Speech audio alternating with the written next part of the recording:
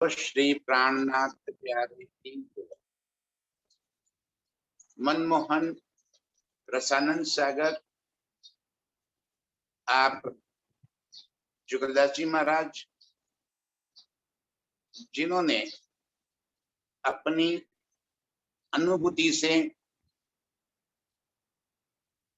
ये जो बातें हम सुंदर साथ के सन्मुख रखी है, जो हमें चितवन के लिए बहुत ही सहायक है। कल हमने प्रीतम के बारे में पढ़ा, आज निजधाम कैसो है, कुछ महाराज जी बता रहे हैं।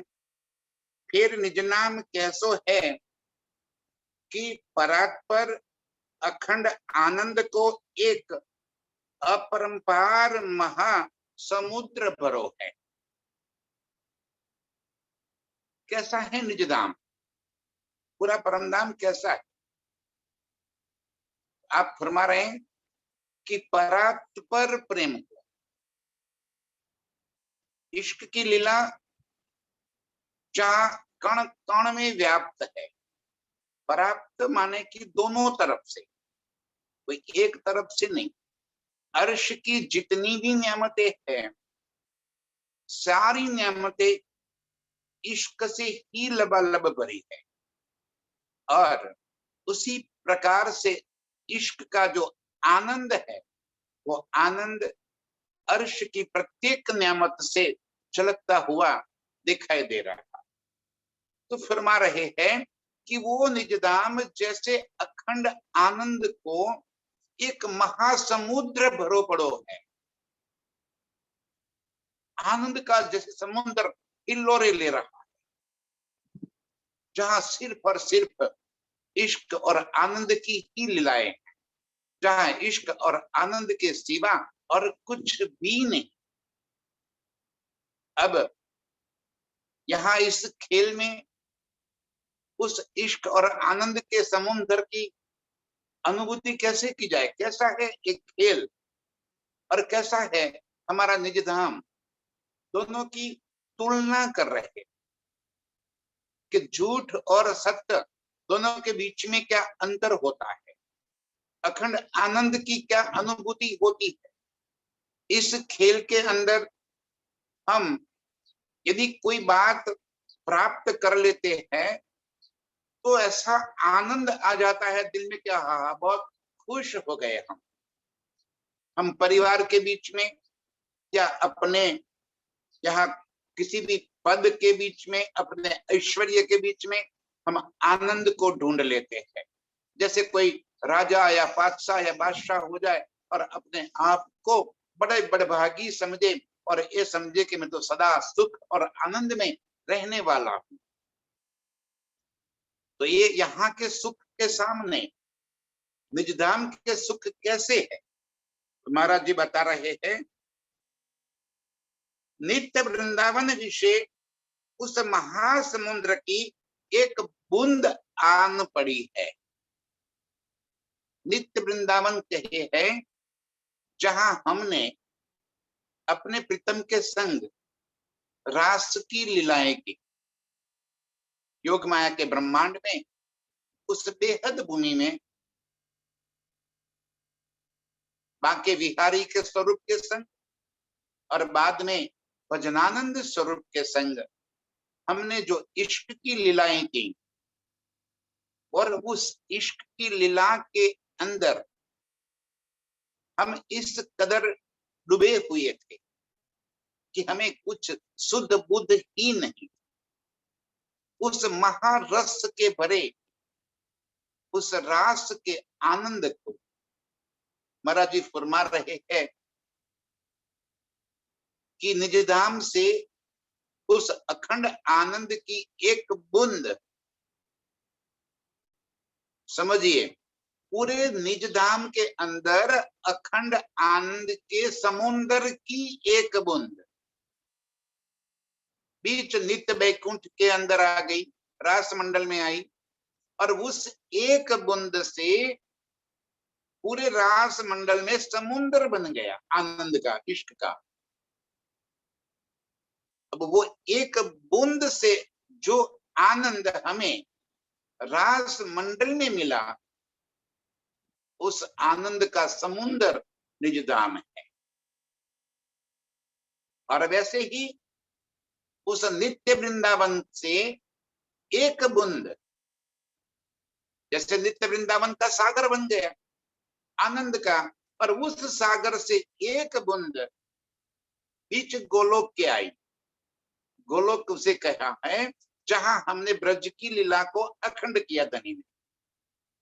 उस गोलोक के अंदर भी आनंद ही आनंद है, लेकिन नित्य वृंदावन से गोलोक का आनंद इतना कम बताया कि जैसे नित्य वृंदावन के उस आनंद के महासागर से एक बूंद नित्य गोलोक के अंदर आई और नित्य गोलोक के अंदर एक समुद्र बन गया। उस गोलोक से एक बूंद बीच इस ब्रह्मांड के अंदर वैकुंठ के अंदर आई और वैकुंठ को आनंद का महासागर बना दिया। उस वैकुंठ की चाहना के लिए, उस वैकुंठ की कामना लिए सारा संसार तपश्चर्या कर रहा है, कामना कर रहा है कि हमें वैकुंठ के सुख मिल जाए।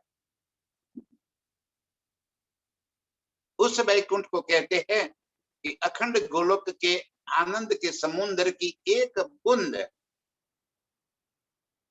वैकुंठ के अंदर आई और वैकुंठ के अंदर आनंद का समुद्र बन गया। वहां से एक बूंद बीच स्वर्ग के आई और स्वर्ग के अंदर उस आनंद का समुद्र बन गया। स्वर्ग के आनंद को पाने के लिए भी कामना कर रहे, जहां पूरे है, जहां अप्सराएं है, नृत्य करती है, अनंत सुख जहां मिल रहा है, जहां जन्म नहीं है, मृत्यु नहीं है, जहां किशोर सुख मिल रहे हैं। और उस स्वर्ग से एक बूंद बीच इस संसार के अंदर था और इस संसार के पल भर के क्षणिक सुखों को हमने बहुत सुख मान लिया। हमने यहाँ की किसी चीजों की उपलब्धि को सुख मान लिया। वो सुख सुख नहीं है। इसे और अलग तरीके से समझाऊं तो जैसे पानी के मटके भरे हुए हैं और एक मटका पूरा शहद का भरा हुआ है, अमृत का भरा हुआ है। उस शहद की एक बूंद उस मटके से लेकर दूसरे मटका जो जल से भरा हुआ है उसके अंदर डाल दी जाए तो उसमें उस शहद का स्वाद कितना रह जाएगा। इतना स्वाद समझिए नित्य वृंदावन का। अब उस मटके के अंदर जहां एक बूंद शहद की मिलाई हुई है, उसमें से एक बूंद निकालकर नित्य गोलोक के अंदर डाल दिया और उसने घोल दिया, तो वहां तो सुगंध भी नहीं रहेगी। और उस नित्य गोलोक वाले मटके से एक बूंद और वैकुंठ के अंदर डाल दी, उस मटके के अंदर डाल दी, उसमें से एक बूंद निकालकर स्वर्ग के वाले मटके के अंदर डाल दी और उसमें से एक बूंद निकालकर इस खेल के अंदर आई जहां न तो इश्क है न आनंद है। यहाँ की प्रेम को हम इश्क का नाम दे रहे हैं, प्रेम का जो नाम दे रहे हैं, यहाँ प्रेम है ही नहीं। यहाँ का प्रेम वासना युक्त है, स्वार्थ युक्त है। अर्श के इश्क के सामने एक इश्क, ये बात धनी जी फरमा रहे हैं कि जो आनंद और इश्क अर्श में है उसके सामने इस खेल के अंदर के इश्क आनंद की कोई वैल्यू ही नहीं है। इतना कम यहाँ पे इश्क है और फिर भी हम उस इश्क के अंदर देख रहे हैं कि संसार के इश्क को करने वाले अपने प्रियतम के लिए, अपनी प्रियतमा के लिए अपना सब कुछ लुटा देते हैं। आशिक माशूक एक दूसरे को रिझाने के लिए यहाँ अपना सब कुछ समर्पित कर देते हैं। अर्श के वो इश्क और आनंद की अनुभूति कैसी होगी, ये बात इस तुलनात्मक करके जुगदास जी महाराज हमें दर्शा रहे हैं कि वो अखंड आनंद का जो समुद्र भरा पड़ा है अर्श के अंदर, वो मेरा निज धाम है। और वो आनंद, वो सुख अखंड परमधाम के अंदर भरे पड़े हैं, जो सुख के हम हमेशा वहां पे आनंद लेने वाले। वहां से इस खेल के अंदर हमारा आना हो गया। सो इस सुख को यहाँ पे जिन्होंने उस सुख को जाना, वो क्या कहते हैं कि अर्श के सुखों वो राजा बादशाह शहंशाही सुख बता रहे, और महापद करके जानत है कि वो कौन सा सुख है जो अखंड परमधाम का है, जो कहते हैं महापद पा लिया। अब और कुछ पाने के जिसके पास कोई कामना ही न रहे, जो सुख दिल में बसने के बाद और कोई सुख की चाहत ही न बचे, वो सुख को महापद का सुख कह दिया।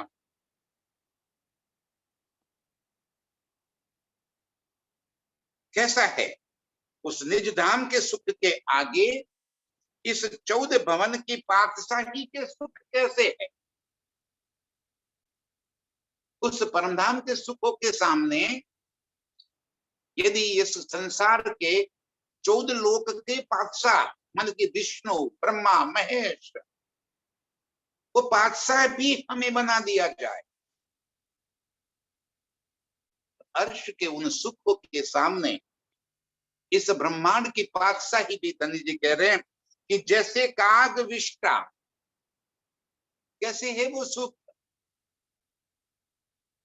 जैसे काग की विष्टा, कौवे की विष्टा, नरक गंदगी, जैसे सुकर विष्टा,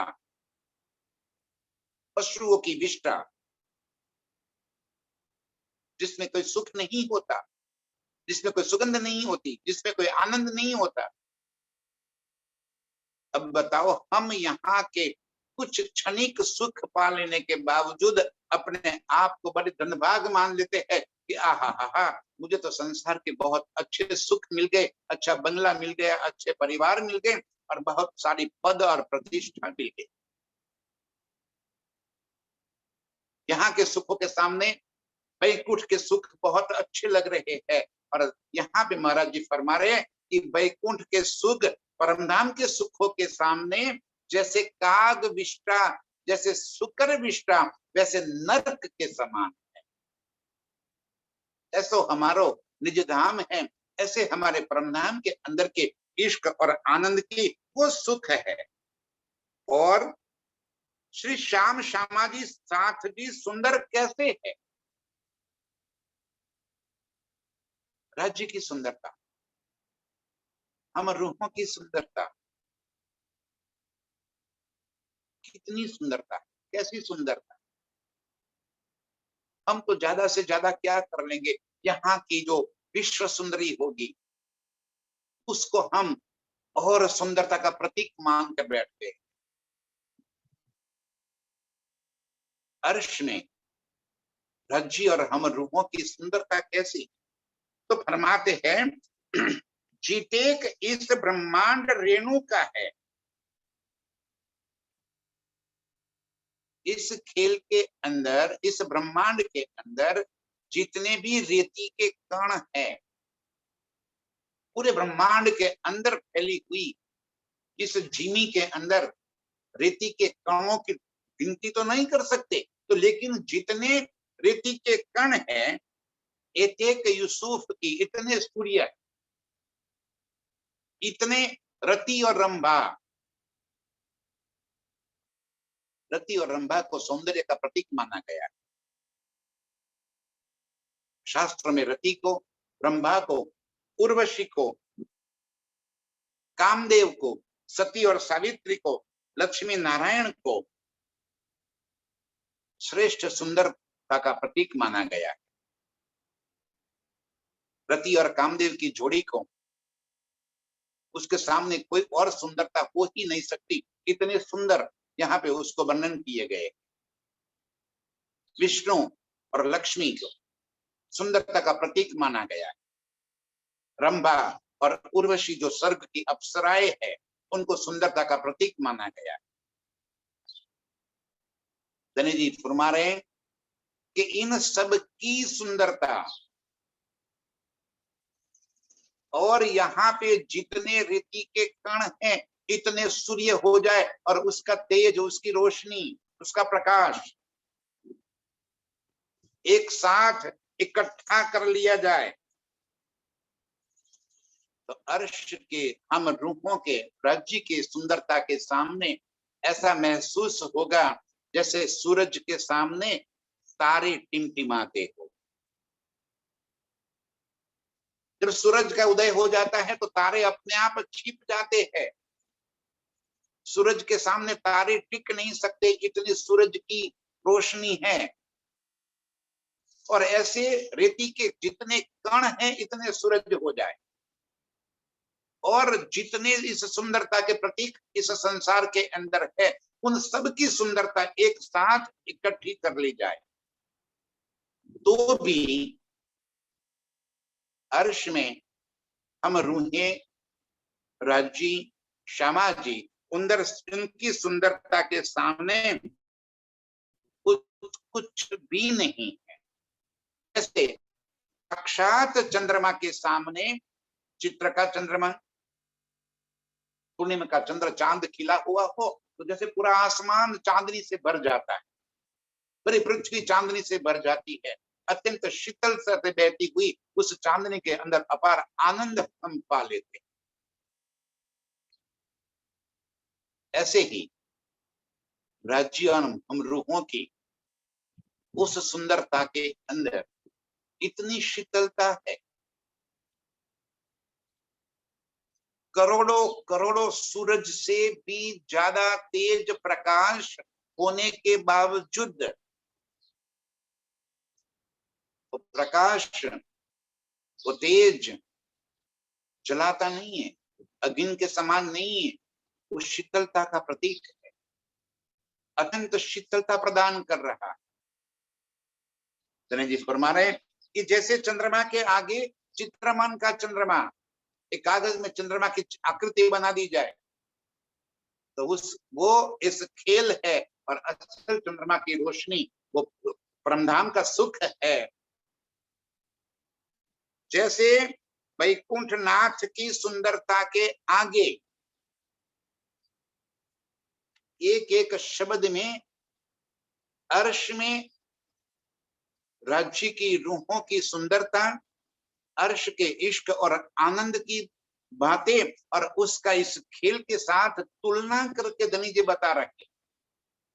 जब हमें सत्य और झूठ के बीच का तफावत पता चल जाएगा तब तो सत्य के प्रति हमारा आनंद, हमारा लगाव, हमारे वहां पे जुड़ाव हो जाएगा। इस वास्ते धनी जी यहाँ फरमा रहे हैं कि सुंदरता ही वैकुंठनाथ माने कि विष्णु की सुंदरता के सामने अनंत कोटि ब्रह्मांड के 14 भवन में जितनी रेणुका है,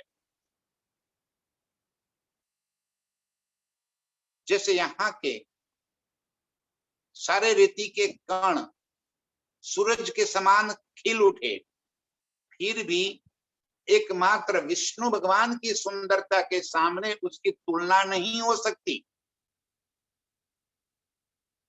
तो अर्श में जो इतेक सूर्य चंद्रमा बिजुली, मानो कि यहाँ रेती के जितने कण हैं उन सारे कण को सूर्य बना दिया जाए, इतने ही कणों को चंद्र बना दिया जाए और उस सूर्य और चंद्र की रोशनी और उसकी तेज, उसका बिजली एक साथ इकट्ठी कर लिया जाए और उसकी रोशनी इतनी होगी तो धनी जी फरमा रहे कि पूर्ण ब्रह्म के एक नख के तेज के आगे वो डंप जाती है। रास में हमें योगमाया के ब्रह्मांड के बारे में बताया, एक नख तणी ज्योत तमे जुओ तेमा कई रे सूरज ढंपा। हम रूहों के, श्यामा जी के, राज्य के एक नाखून की रोशनी, नाखून को कहने का मतलब यही है कि नाखून को सबसे बारीक अंग कहा गया। तो एक नाखून की तेज की रोशनी के सामने अनंत कोटि सूरज और चंद्रमा की रोशनी एक साथ इकट्ठी कर ली जाए तो भी तो फीकी पड़ जाए। वो रोशनी अर्श के रूहें और राज्य की सुंदरता के सामने उसका कोई मायना नहीं करता। इतना तेज, इतनी कोमलता, इतनी नरमाई, इतनी सुंदरता, इतनी चेतनता हम रूहों के अंदर भरी। और ये सारे गुण इतने आकर्षित करने वाले हैं कि जहां से नजर ही न हटे। एक बार नजर लग जाए तो नजर हटने का नाम ही न। ऐसा है हमारा निज धाम, ऐसा है हमारे निज धाम में प्रीतम और हम रूहों का स्वरूप की सुंदरता। इन ही पूर्ण ब्रह्म अक्षरातीत की जमाल रोशनी से, जमाल रोशनी माने के नूर,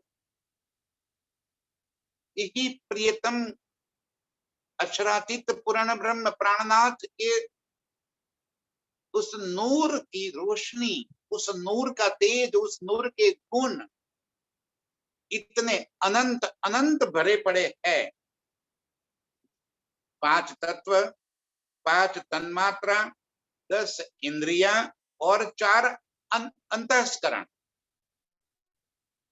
इस खेल के अंदर सारी सृष्टि, सारी प्रकृति इन्हीं 24 चीजों से बनी हुई। 5 तत्व है, जल वायु पृथ्वी अग्नि आकाश, और उसी के सूक्ष्म स्वरूप में 5 तन्मात्राएं,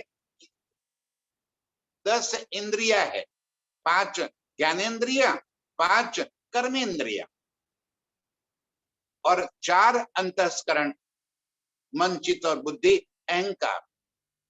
ये 24 मिलकर ये सारे प्रकृति के अनंत गुण बने। हम यहाँ पे जो देह धारण कर रखे हैं उस देह भी इन 24 चीजों से बनी हुई है। पेड़ पौधे पशु पंछी यहाँ जो भी कुछ भी है ये सारे इन 24 चीजों से बनी है। तो क्या अर्श में ये 24 चीजें हैं? क्या अर्श में 5 तत्व है? जल वायु पृथ्वी अग्नि आकाश अर्श में है? रोज बोलते हैं मारा वाला जी चालो जमुना जल जिलिए, तो जल तो है ही वहां पे।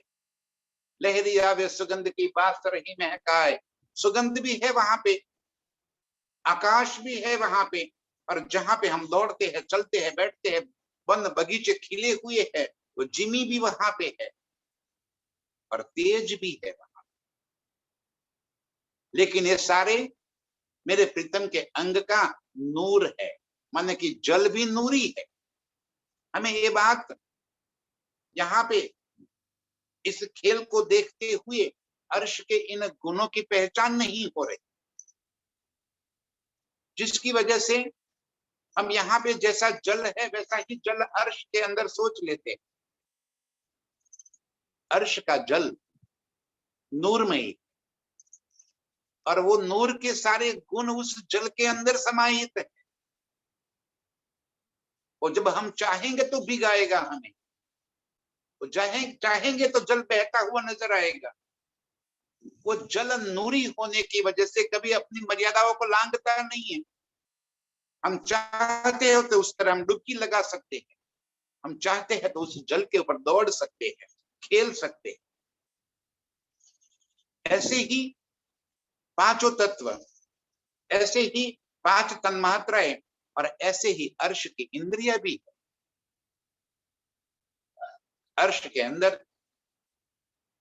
कर्मेंद्रिय और ज्ञानेंद्रिय, जिसकी वजह से तो हम लीला करते हैं, लेकिन वो सारे नूरमयी मेरे प्रीतम के अंग का ही जहूर है। यहाँ खेल के अंदर जो हमें ये 24 तत्व नजर आ रहे हैं, वैसे अर्श में नहीं है। यहाँ पे महाराज जी यही बात फरमा रहे हैं कि सारे अक्षरातीत की अनंत रोशनी, जमाल रोशनी माने कि नूर, नूर जमाल का जमाल माने कि उनके नूर का ही प्रतीक रूप में ये सारे 24 अंग है। अनंत प्रकृति, माहौल, मंदिर, वन, बगीचे, पशु पंछी और अनंत कोट विद की जोगवाई रोशन है। मोहलाते हैं, यहाँ की मोहलाते ईट, माटी, चुना, पत्थर से बनी हुई है। अर्श की कोई भी मोहलात ईट, माटी, चुने, पत्थर से नहीं बनी हुई। वो दीवारें भी नूर की है, वो थंब भी नूर के है, वो छत भी नूर की पड़ी है, वो झूले भी नूर की ही है, और वस्त्र आभूषण भी नूर के। क्या अर्श में हमें कभी श्रृंगार करने की आवश्यकता पड़ जाएगी? जो अर्श में हम रूहों के स्वरूप की सुंदरता इतनी अधिक दर्शाई गई है, तो इतनी अधिक सुंदरता जिसने धारण कर रखी है, उसको और बाह्य आभूषण या बाह्य किसी भी संसाधनों की क्या आवश्यकता पड़ जाएगी? यहाँ कोई अनंत गोरा है, अत्यंत गोरा स्वरूप है जिसका, क्या उसको पाउडर लगाने की आवश्यकता पड़ जाएगी? यहाँ जिसके होठ स्वतः ही लालिमा युक्त है, क्या उसे लिपस्टिक लगाने की आवश्यकता पड़ जाएगी? यहाँ जिसके नेत्र स्वतः ही कजरारे है, उसे काजल या सुरमा लगाने की आवश्यकता नहीं होती। अर्श में वस्त्र, आभूषण या श्रृंगार उसकी आवश्यकता नहीं। ये सारी चीजें द पार्ट ऑफ लीला, लीला का एक पार्ट है, क्योंकि सारा नूर का ही तो खजाना है। और उसी नूर में प्रीतम हमें अनंत प्रकार की लीलाएं करा रहे, जहां भोजन की कोई आवश्यकता नहीं है। जहां नूरमयी स्वरूप है, तो नूरमयी स्वरूप को भोजन की आवश्यकता नहीं है, और फिर भी भोजन की लीला होती है। और लीला के लिए वस्त्रों की आवश्यकता नहीं है, और फिर भी वस्त्र की लीला हो रही, श्रृंगार की लीलाएं हो रही। यही बात बताते हुए कह रहे हैं कि अनंत प्रकृति, माहौल, मंदिर, वन, बगीचे, पशु पंछी और अनंत कोट विद की जोगवाई रोशन है, सो सब इसी जमाल रोशनी के है। माने कि सारी चीजें नूर की है। अब जिस माहौल को नूर से बना हुआ है, उस माहौल की दीवारों को बीच से हमें निकलने के लिए कोई दरवाजों की आवश्यकता नहीं होती। वो नूरमयी दीवारें, उसके बीच से हम आराम से पसार हो सकते हैं। और फिर भी दरवाजे हैं, खिड़कियां हैं, थंब है, मेहराबे है, वो ही नूर वो सारे आकार में वहीं पे लगा हुआ है, और उसी सुंदरता को वो दिल में भरे हुए। और कैसे रोशनी जगमगा रही है, दीवारें कैसी है, कैसा तेज है उनका। तो यहाँ पे जैसे जवेरात होते हैं, हीरे मोती मानेक होते हैं, यहाँ के कई प्रकार के जवेरात, रंगीन पत्थर होते हैं, और जैसे उनकी चमक होती है, वैसे ही अर्श की सारी मोहलातें सारे स्तंभ, सारी दीवारों की चमक है, वो हीरे की नहीं है। अर्श में हीरो की आवश्यकता नहीं है। यहाँ के हीरे, गणेश जी ने कहा कि हीरा तो भी तेहज भूमना। हीरे कहाँ के? अर्श की भूम के हीरे। कैसे बने हैं? तो नूर के हैं। और नूर कैसा है? तो सारे गुणों को अपने आप समाये हुए वो नूरमयी महलाते हैं। वृक्ष, यहाँ पे जो वृक्ष हम देख रहे हैं, हमें ऐसी ही बात आती है कि अर्श में भी, ध्वजधाम में भी ऐसे ही वृक्ष होंगे ना। जैसे रत्नों से जड़ित वृक्ष है, नूर के तो वृक्ष हैं, उनके अंदर कोई रस खींच कर उसको वृद्धि करने की तो आवश्यकता नहीं है कि जिसके अंदर नसें नाड़ियां भरी पड़ी हो।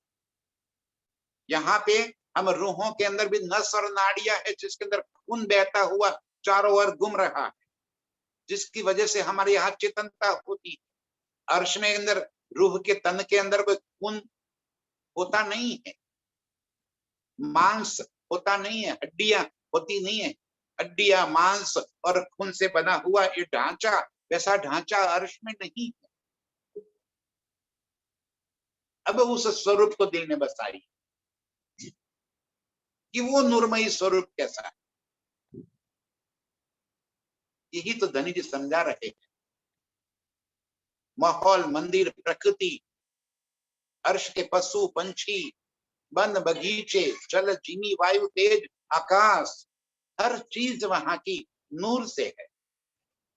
और नूर कैसा है? तो एक तो सबसे पहली बात, मन वांछित।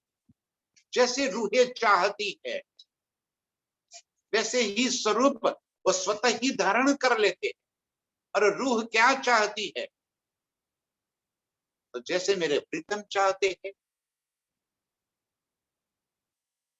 बाह्यदत्त की वजह से अर्श में हम रूहों के दिल और प्रीतम का दिल एक दूसरे के साथ इस कदर जुड़ा हुआ है कि प्रीतम के दिल में जो बात उपजती है, वह वो जो चाहते हैं, तुरंत ही वही बात हम रूहों के दिल में बस जाती, तुरंत ही आ जाती। इसीलिए तो धनी जी कहते हैं कि अर्श में कोई चीज की तू चाहना करे, कामना करे, उससे पहले वो हो जाता है, क्योंकि वो बात प्रीतम ने ही तो दिल में ली है और बाद में हमारे दिल के अंदर आई। हमने सोचा कि हमारे दिल के अंदर कैसे बात आई और तुरंत ही वो मनोकामनाएं पूरी हो गई। ये मेरे प्रीतम के नूर का जमाल, उनका ही नूर का पसारा है। अर्श की सारी प्रकृति, पशु पंछिया सहित हम रूहें भी उसमें आ गई, सारे माहौल मंदिर उसमें आ गए, हर चीज नूर की। अब नूर के माहौल, नूर के मंदिर और नूर के माहौल मंदिर के बीच में जिस तरह से हम विहार कर, जिस प्रकार से हम आनंद की अनुभूति कर, अर्श में कोई चीज दूरी नहीं है। रंग माहौल से बड़ी रांग की दूरी हमने यहाँ के हिसाब से नापना शुरू कर दिया। इतना कोस दूर है। क्या बात है? अनंत को भी हम नाप में लगने लगे। हम निजधाम से, निज रंग माहौल से बड़ी रांग जाने के लिए क्या हमें सुखपाल की आवश्यकता होती है? सुखपाल क्या हमें वहां पे एक जगह से दूसरी जगह पहुंचाने के वास्ते है? ना, वो सुखपाल भी नूरमयी है। और मेरे प्रीतम जब हमें आसमान की सैर का सुख देना चाहते हैं, तब हमें सुखपाल में बिठाकर आसमान की सैर का सुख देते। वरना रंग माहौल से बड़ी रांग पहुंचने के लिए जैसे ही दिल में लिया, हम उसी पल बड़ी रंग के मोहलाते में होते हैं। जैसे आज यहाँ पे कोई सुंदर साथ अमेरिका, कहीं दूर दूर दूसरे प्रदेश में बसे हुए हैं, अपने निज वतन को याद करते ही वो अपने आप को अपने निज वतन में, निज घर में महसूस कर लेते। तुरंत सारी स्मृतियां वहीं पे आ जाती, अपना चित्त वहीं पे पहुंच जाता है। तो चित्त जहां पहुंचा वहीं तो वो पहुंच गए। इसी तरह अर्श में जहां हमने दिल में लिया, और हमने भी क्या दिल में लिया, जो बात प्रीतम ने दिल में ले ली वो बात हमारे दिल में आई, और उसी पल हम वहीं पे अपने आप को पाते। ये नूर का पसारा है, ये मेरे प्रीतम का जमाल पसरा हुआ है। अर्श के मौलाते, अर्श के मंदिरे, अर्श के वन बगीचे, वृक्षे। तो वृक्ष कैसे है, जो बातें चल रही थी, यहाँ के वृक्षों के माफिक वो वृक्ष नहीं है। वो वृक्ष ऐसे लग रहे हैं कि जैसे हीरे मोती माणिक की चमकार लिए हुए। हीरे मोती माणिक है नहीं, वो नूर ही इसी तरह से चमकार लिए हुए है, इसी तरह से रोशनी से लबालब भरे हुए। और उसके पत्ते वो सूखने वाले पत्ते थोड़ी है, वो नूरमयी पत्ते हैं, रत्नों से जैसे जड़े हुए हैं और कांच की तरह पारदर्शी है। और उसी पत्तों के अंदर एक एक पत्ते में पूरे अर्श की झलक झांक रही है, उसका प्रतिबिंब उसके अंदर दिखाई पड़ रहा है। और फल कैसे फल है, कोई जरूरी थोड़ी है वहां के कि आम के पेड़ के ऊपर ही आम लगेगी।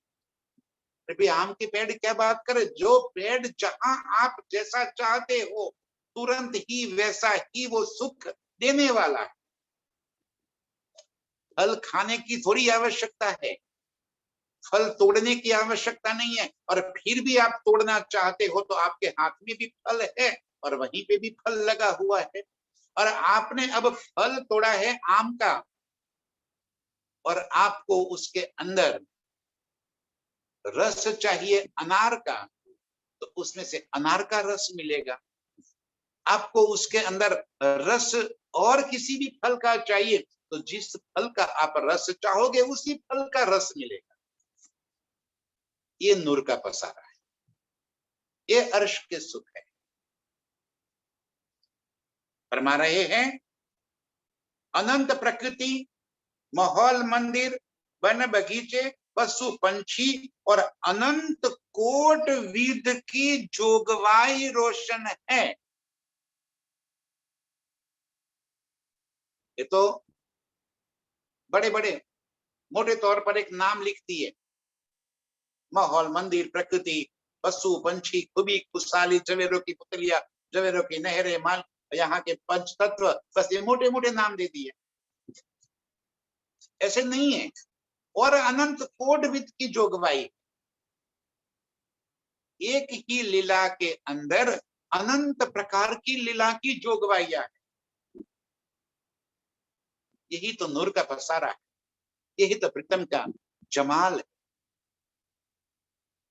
इसके सामने, तो सत्य के सामने अब इस खेल की ओर नजर करेंगे, तब दोनों के बीच की तुलना की समझ आ जाए।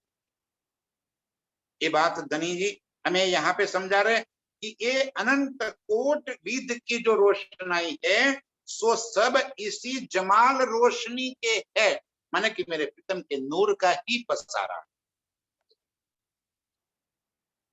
रंग माहौल भी नूर का पसारा है, पुखराज पहाड़ या मानेक पहाड़ हो वो भी नूर का पसारा।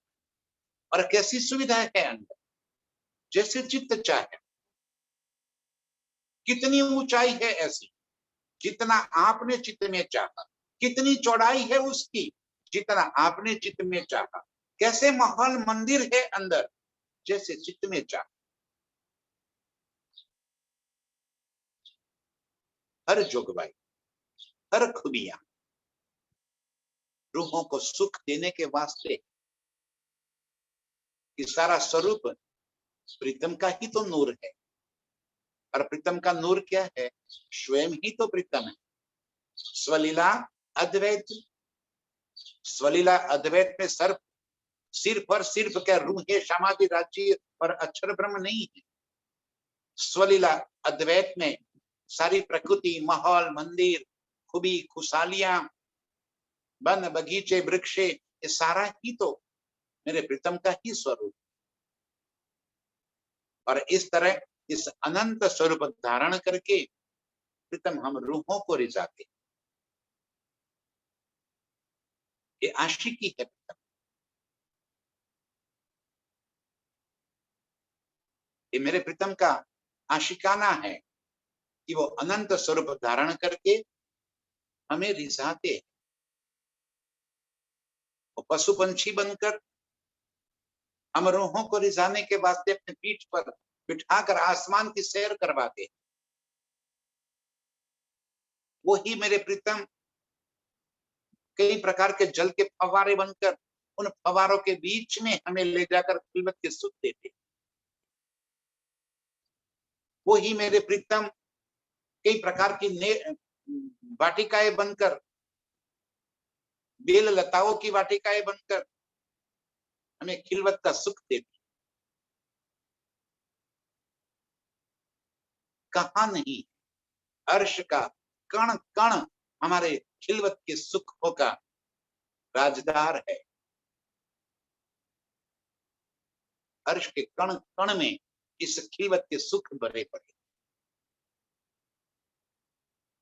ये नूर है।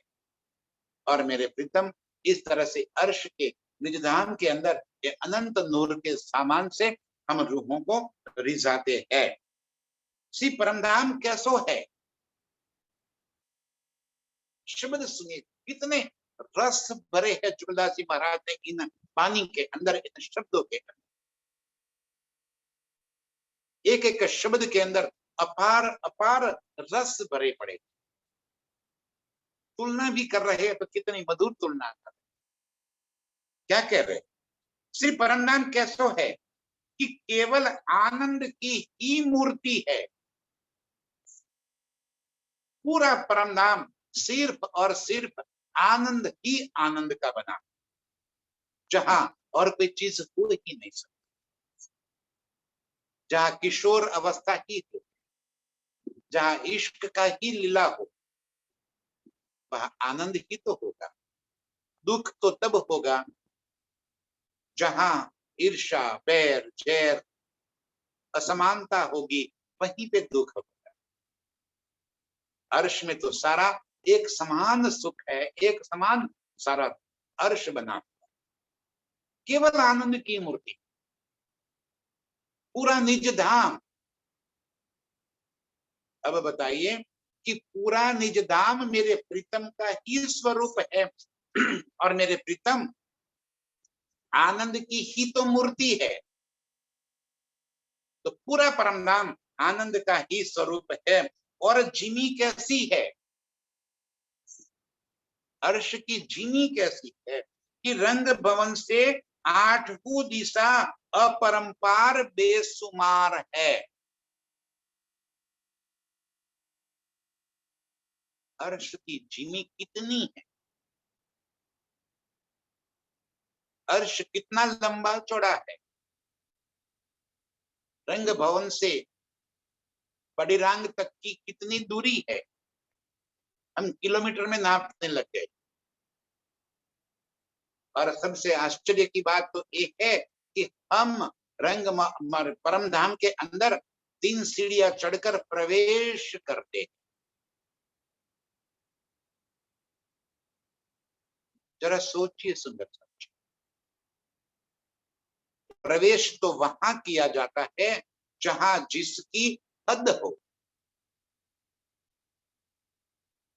हद से ही तो प्रवेश किया जाता है। जैसे हमारे घर के अंदर प्रवेश करना है तो दरवाजा हमारा हद है। जैसे हमारे बंगले के अंदर प्रवेश करना है तो बाहरी बाउंड्री के बाहर जो गेट है वो हमारी हद है। किसी शहर में प्रवेश करना है तो उस शहर की शुरुआत जहां पे होती है वहीं पे उसकी हद है। किसी देश में प्रवेश करना है तो देश की सीमाएं उसकी हद है। तो धर्मधाम के अंदर हम प्रवेश कर सकते हैं।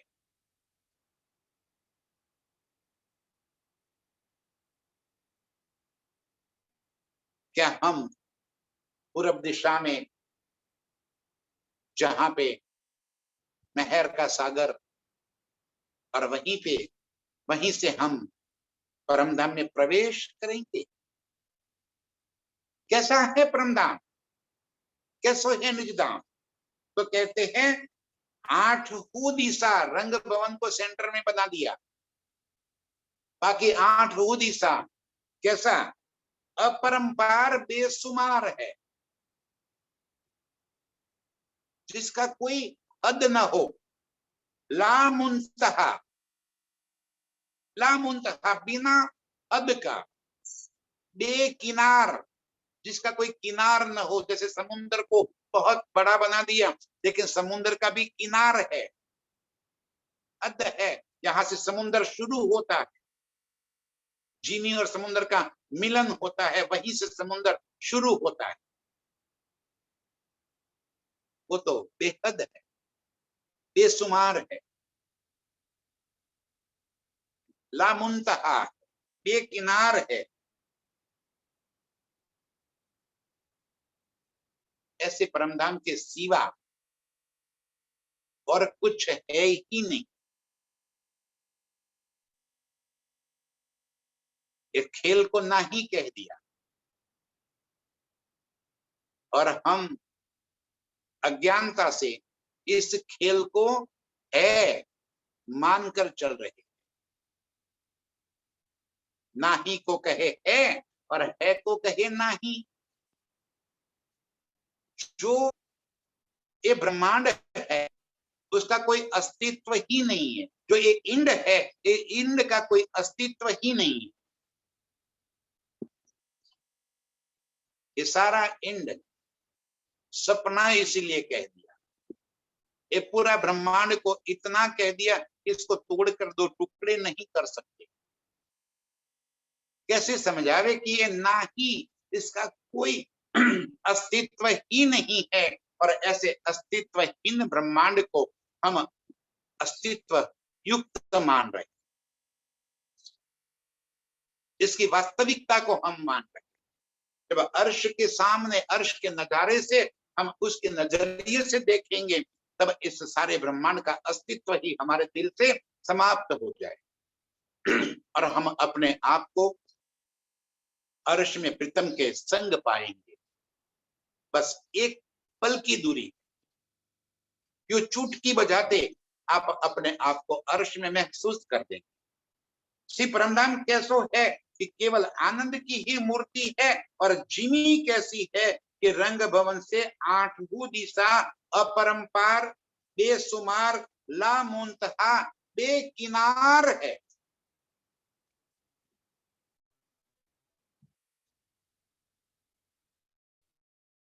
वहां पे प्रवेश नहीं किया जाता,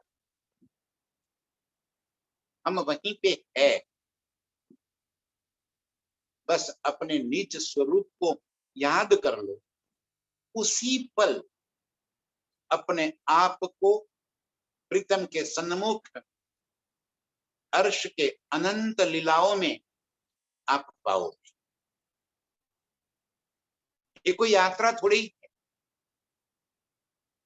ये पैदल थोड़ी जाना है, किसी व्हीकल में थोड़ी जाना है, ट्रेन या विमान से थोड़ी जाना है। यहां से पार करते करते करते हम वहां पहुंचे। अभी इसी वक्त आप अर्श के जिस किसी भी स्थान को दिल में लेंगे, आप अपने आप को वहीं पे पाएंगे। आप मूल मिलावा ले लो, मूल मिलावा में पाओगे। आप पुखराज जी को दिल में ले लो, अपने आप को प्रीतम के संग पुखराज जी में पाओगे। जमुना जी को दिल में बसा लो, अभी इसी पल अपने आप को प्रीतम के संग जमुना जी के भीतर पाएंगे। ऐसो अपरंपार बेकिनार अर्श की जिमी है, ज्यों कर ब्रह्मांड के आगे खसखस का दाना। ये ब्रह्मांड माने पृथ्वी नहीं, सूर्य चंद्र तारा ग्रह नक्षत्र के बना हुआ ये सारा ब्रह्मांड कितना विशाल लगता है, उसके सामने खसखस का दाना कोई मायना नहीं रखता। ज्यों कर ब्रह्मांड के आगे खसखस का दाना, यों कर महाइंड के आगे यह ब्रह्मांड है। ये महाइंड के आगे ये ब्रह्मांड, ऐसे कई कोट ब्रह्मांड ये इंड के अंदर है, और ये इंड के सामने ये ब्रह्मांड खसखस का दाना है। और ऐसे ही श्री परमधाम के आगे ये महाइंड है। ये ना ही जिसका कोई अस्तित्व ही न हो, उसे हम सत्य मानकर उसी को ही आगे करके उसी के अंदर हम रल गल गए हैं। और जो अखंड अनंत बेकिनार बेमुंतहा जो अर्श है हमारा, जो अर्श की जिमी है हमारी, अपरंपार अनंत सुखों से भरी हुई, इश्क के आनंद से भरी हुई, आनंद की मूर्ति के समान वो अर्श के अंदर हम रूहों के भी स्वरूप है, मेरे प्रीतम के भी स्वरूप है, क्षमा जी के स्वरूप है। और अर्श की सारी उपलब्धियां, अर्श की सारी नियामतें मेरे प्रीतम का ही नूर का जहूर है। और वो सारा जहूर हम रूहों को रिझाने के वास्ते, ऐसे मेरे प्रीतम अपनी आशिकी से हमें रिझाते हैं, हम अपनी आशिकी से प्रीतम को रिझाते हैं। ऐसे इश्कमयी लीला से इस खेल के अंदर आना हुआ। अब हमें फिर अपने निज स्वरूप को, निज धाम को याद करना है, अर्श की ये सारी नियामतों को याद करना है जहां हम बैठे। बस अब इसी पल हम अपने आप को अर्श में पाएंगे। ऐसा हमारा निज धाम है, ऐसा हमारा परमधाम है। उसी परमधाम के अंदर हमारा रंग भवन, हमारा रंग महल है, जहां हम इश्क की अनंत अनंत लीलाएं करते हैं। वो रंग भवन कैसा है, वो रंग महल कैसा है, वो बातें कल बताएंगे महाराज जी। कल हम ये बातें कुछ चर्चा सुनेंगे। प्रणाम जी।